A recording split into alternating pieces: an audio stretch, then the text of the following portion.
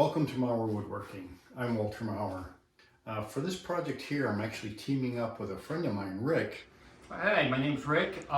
Teaming up with Walter here. We're going to be working on a project, putting together a bar set for a large bonus room.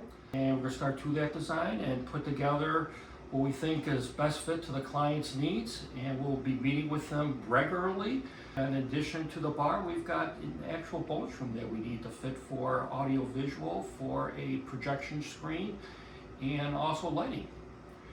So I put together this animation. This was really helpful when we met with the client to make sure that what we thought they were telling us what they wanted, and they end up getting in the end exactly what they want. So there's no surprises.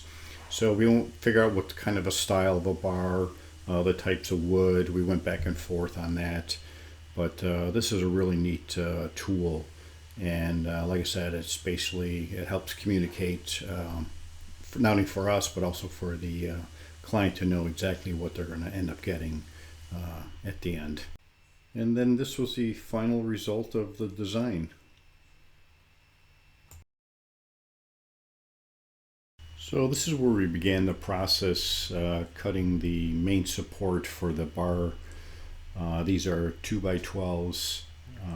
I'll take these pieces and actually trim them up to the exact length that we need for the bar. We went with the 2x12s because of the load on the for the bar is going to be quite heavy, the black walnut. And here what you're seeing, we're basically gluing and then screwing together the main support for the base of the bar.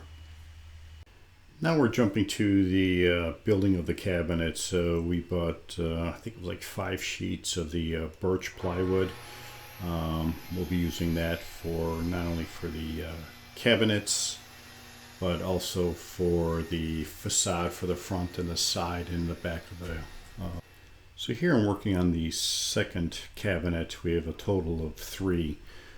2 of them they're going to have shelves in it, and the third cabinet will have the sink. And here I'm just basically squaring up the sides, gluing them, and also using some brad nails to secure everything. There's the 2 up on the table there, and there's actually 1 on the right hand side.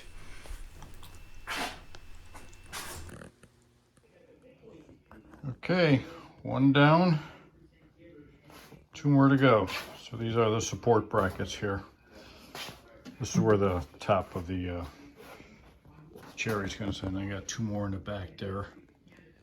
And we'll use this to screw onto the wall. And the top one is for the cherry to sit on.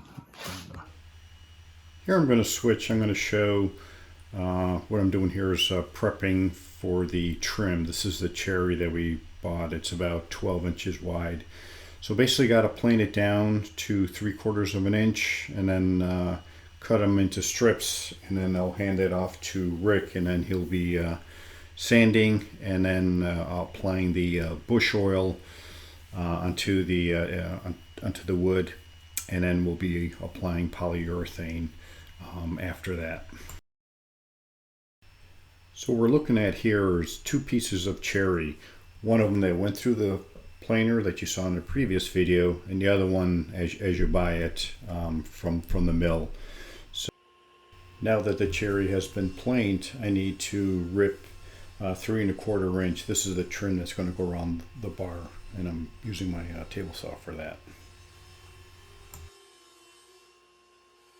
Here I'm just doing a walkthrough of a typical day. In this case here, I cut all the cherry trim on the table saw.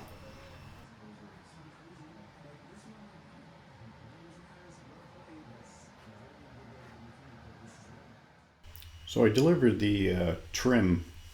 This is all the cherry that I had cut up in the previous video. So this is at Rick's house. He's doing all the sanding, and then he's basically prepping it to apply the bush oil onto the trim. Here we're moving on to the portion This will be the top. This is made from cherry. This will be sitting on top of the 3 cabinets, and obviously where the sink is. And what you're seeing here, we had cut off the edges to get a decent square, and now we're moving on to basically running it through my jointer to get a really nice 90-degree square.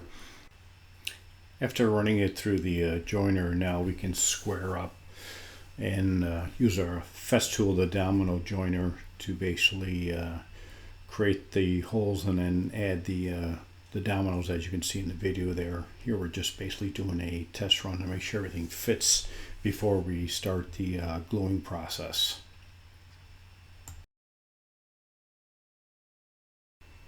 So here we are, basically gluing up, filling glue in each of the holes that were cut out by the Festool, and then adding the dominoes in there, and basically cleaning up any of the excess glue at the same time. So it worked out pretty well. Okay, we got a bit of a ridge here where the 2 pieces were glued together, and I could sand it, but I'm going to use my hand plane here.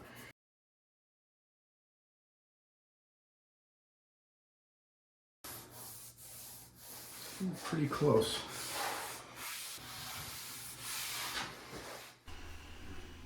Every woodworker's favorite part, sanding. So what I did is I marked up with a pencil. So basically what you end up, the reason why you do that is when you sand, you don't want to take off too much. The only way to know how much you're actually sanding off is once you remove the pencil mark, then you know you've gone deep enough, and then you move on to the next spot. This is where Rick and I teamed up to sand the sink top.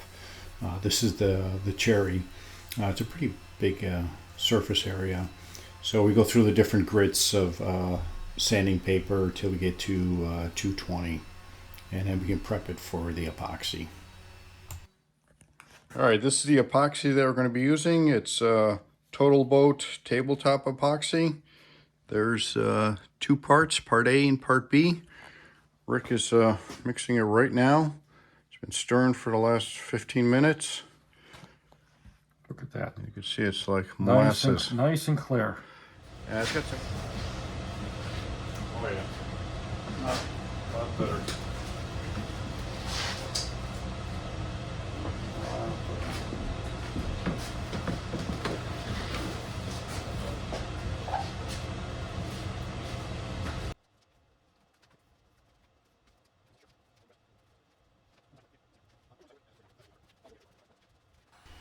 Here what we're doing, we're using a heat gun and running it just over the surface to help get rid of some of the bubbles. Normally they'll go away, but the heat gun actually helps. Okay, that's a cherry. That's the cutout for the sink.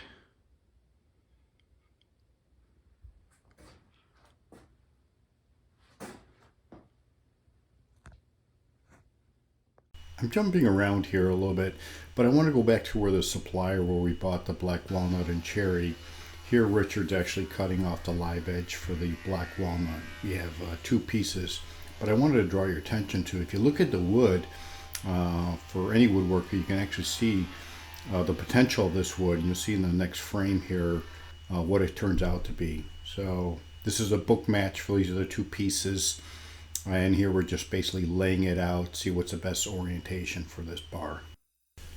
So just like we did with the cherry for the sink portion for the top, we're doing the exact same thing for the bar portion. This is the Black Walnut. This piece is also, I think it's... So here we're basically just using the domino joiner again to do the exact same thing for the Black Walnut.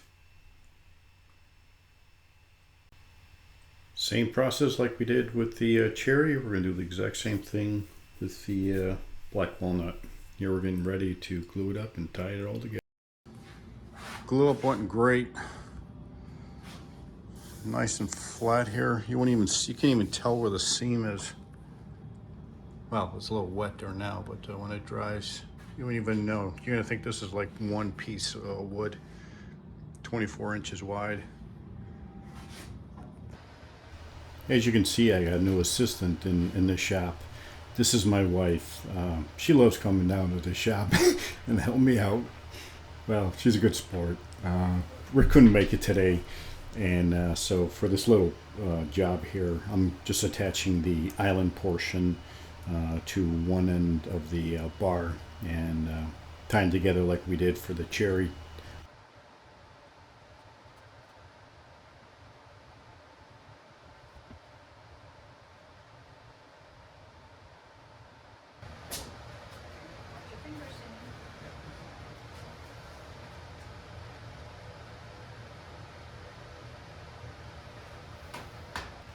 All right, just finishing up tying everything together.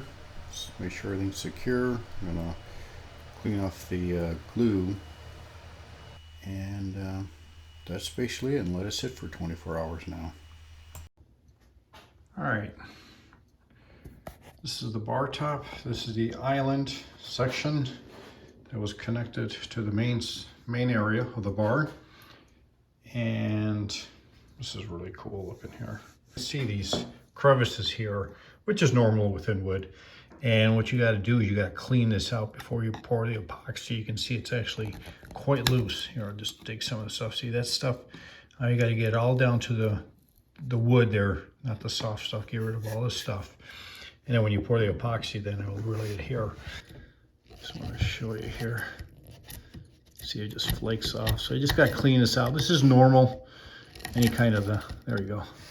I cleaned it up, and so when we pour the epoxy, it's gonna adhere really well. All right. But when you have a crack like this, when it comes out to the edge, this will continue on over time.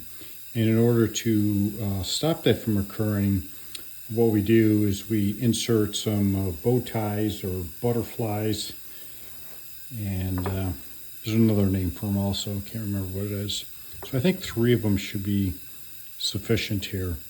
So basically what will end up happening is that I'm going to router out this shape of it, insert it in there, glue it up, let it dry, and that'll, like I said, it'll prevent that from cracking any further. Using a chisel to go along the perimeter of the bow tie to get a nice clean cut. So when I insert it and glue it up, it'll look like it's a piece of the wood. Last thing we need to do is just sand that down, and we're all set to go. Here I'm going along the perimeter of the bar top. I'm putting on a 1/8 inch round over all around the top and also on the bottom. Just give it a nice clean look.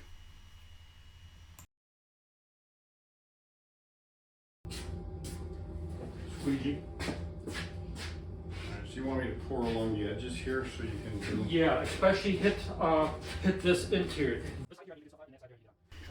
Here Rick and I getting ready to pour the epoxy for the first time for the bar top. This is the black walnut portion of it.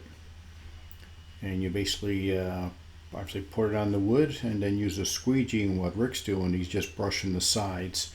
You want that to cover all the surface area. And you got to move pretty quick on this stuff because it dries fairly quick.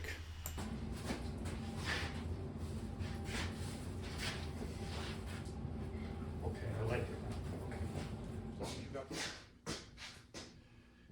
Have you ever had one of those days where whatever possibly could go wrong did go wrong at the worst time? Well, Rick and I actually had one of those. Let me show you what happened. Bubbles that came through. Apologize for the reflection of the light there. But as we go further down, you can actually see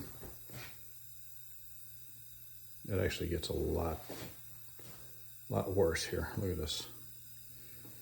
So, not exactly sure what happened. I can only guess at this point. Could have been something in the wood itself. I should have retreated it. And the other thing, it could have been we reused the bucket when we poured the cherry epoxy. Well, I called Rick, told him the good news. and I figured I'd just start sanding.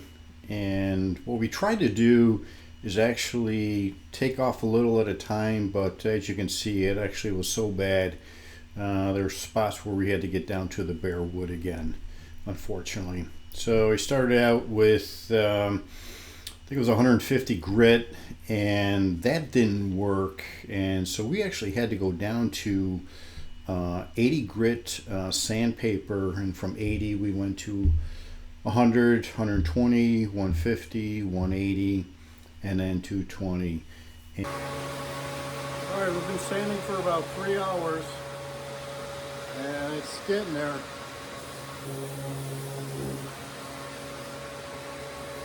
But it's going to take some more time, probably another 2 more hours, and then we should be able to have it all taken care of, hopefully. All right, we finished pouring the top of the bar with the epoxy. I'll get a close-up here. Sorry once again with the reflection from the lights above. Can't get around that, but see if I can get you a close-up.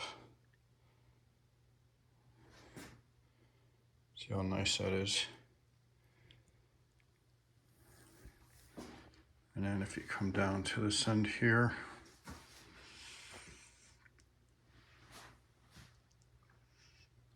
that centerpiece is really cool right there. And this is like my favorite part right here.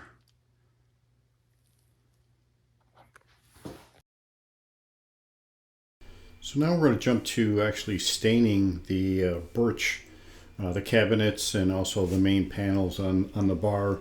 We're using Red Mahogany for the stain. We moved this operation to Rick's house in his garage. So Rick's applying the stain with the roller. This is the Red Mahogany. This is the front panel of the bar, and then we're actually cleaning off the excess, and then just basically with some cloths cleaning it up. And this part came out really nice. And to the right here, you'll see actually our customer just dropped in, see how things are going. He's pretty excited about it. That's always good.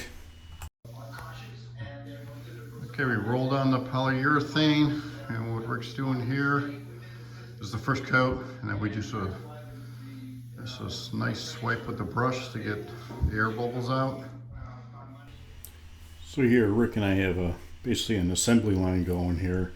So I believe at this point we had put 1 coat of polyurethane on. Now we're just doing sanding and putting a second, it might be the 3rd coat, I can't remember. Taking over his garage with his trailer. So at this point we're on site, and basically what we did is we laid out where the bar's going. Where I'm pointing to, that's where we're going to be the base of the bar and the island, and that part right there is actually where the cabinet's going and the sink. And I'm going to pan around here so you can get a full view of the bonus room, how large this is, and how nice that bar is going to look. So I'm working on securing the cabinets to the wall and to each other, while Rick's working on the securing the bar to the same wall, and we'll also be securing it to the base of the floor also. Rick and his dad came up with a great idea how to secure the bar. So basically what we have is a plate that's underneath that you can't see here, but a threaded rod that screws into it, and then we can move the bar over that and actually put the rod through the wood and screw that into the plate, and then use a washer and a nut to secure the base of the bar. That bar won't move at all. We got like 6 of those. We secured the leg bolts down here. Secure the bar over there. 1, 2. And then we got 2 more over here. Secured it to the floor.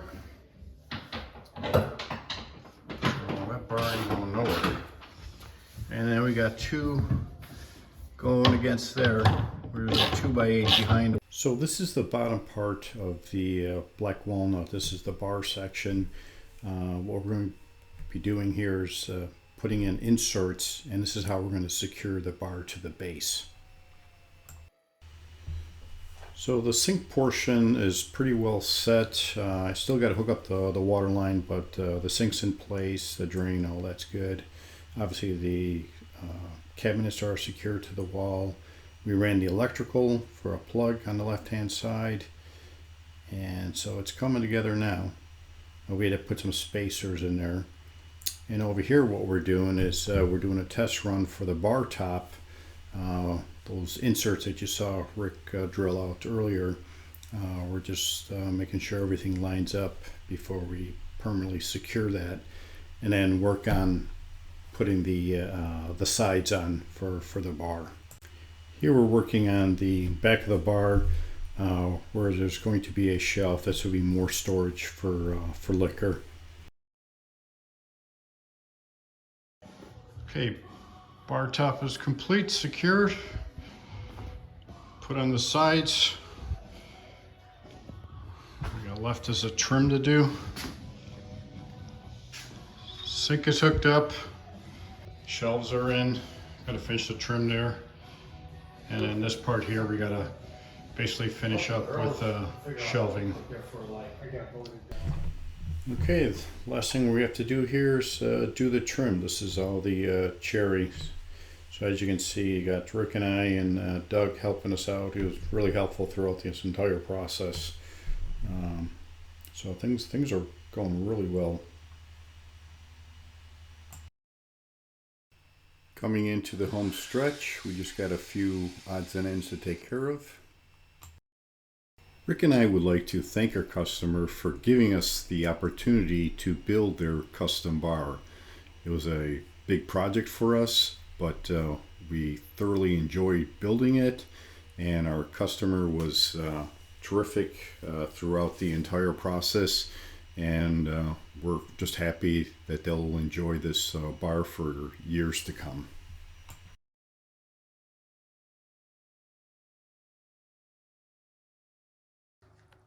Okay, the bar is complete.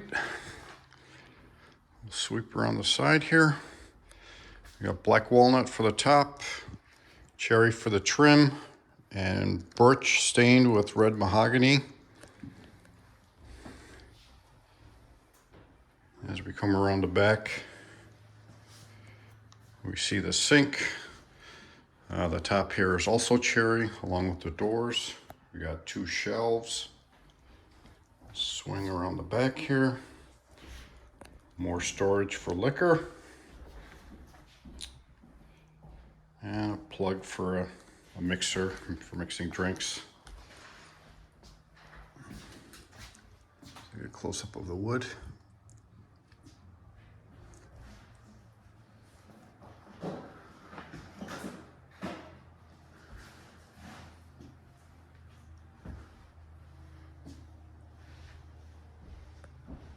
And that's it. Here are the few outtakes from the build of this project. There were a lot more, but I included a few of them. Most people get a kick out of these when I include them in my videos. Okay, this is Rick. Rick.